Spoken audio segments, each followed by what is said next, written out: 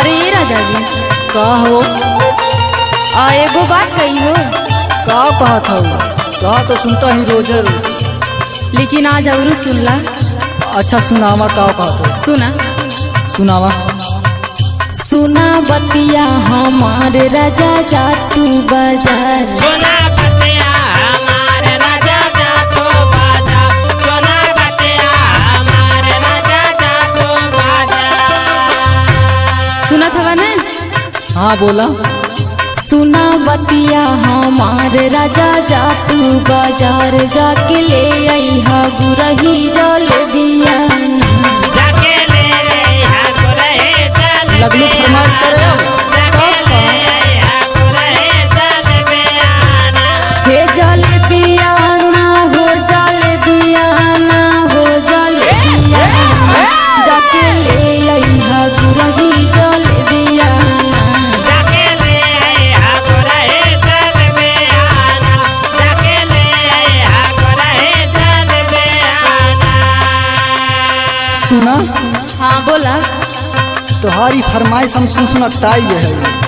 कावत काय गेल हो? सुना बतावत है। बोला।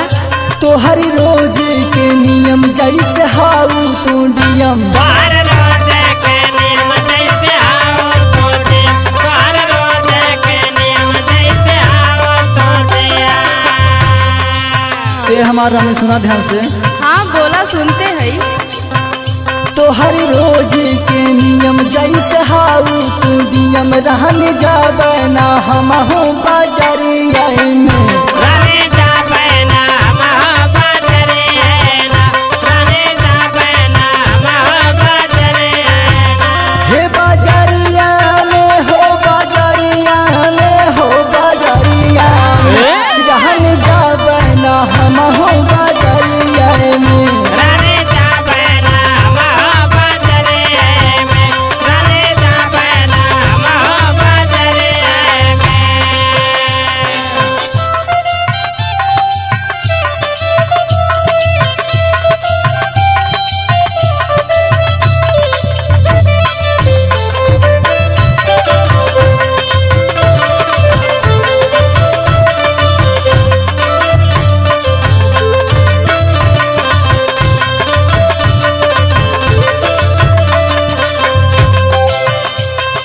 ये पगली देखा थे जेबी में 1 रुपया है ना और तो के हमेशा जलेबी आई ना चाट भंडार कुछ चाहबे कहीं।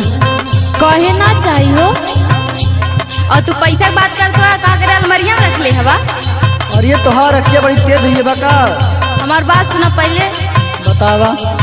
कबहू न लैला तू चाट चाउमिनिया नाया बनावेला हरदम कहनिया। नाय बनावेला हरदम कहानिया। नाय बनावेला हरदम कहानिया। कबहू न लैला तू चाट चाउमिनिया नाया बनावेला हरदम कहनिया। और सुना बकर बाकर ना बोला कबो लैला ना छोला। बकर बाकर ना बोला कबो लैला ना छोला। बकर बाकर ना बोला कबो लैला ना छोला। बकर बकर ना बोला कबो लैला ना छोला। राजा ले आई घर में जलेबिया। राजा ले आया घर में जलेबियाना। राजा ले आया घर में जलेबियाना। हे जलेबियाना हो जलेबियाना हो जलेबियाना।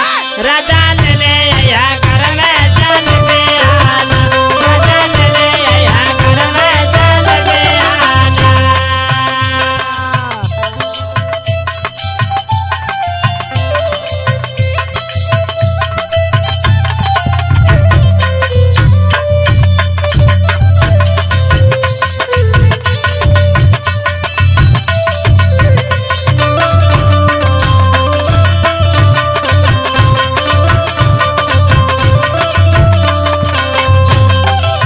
अरे भगवान हम तो तोहरे फरमाइश सकताई गए है।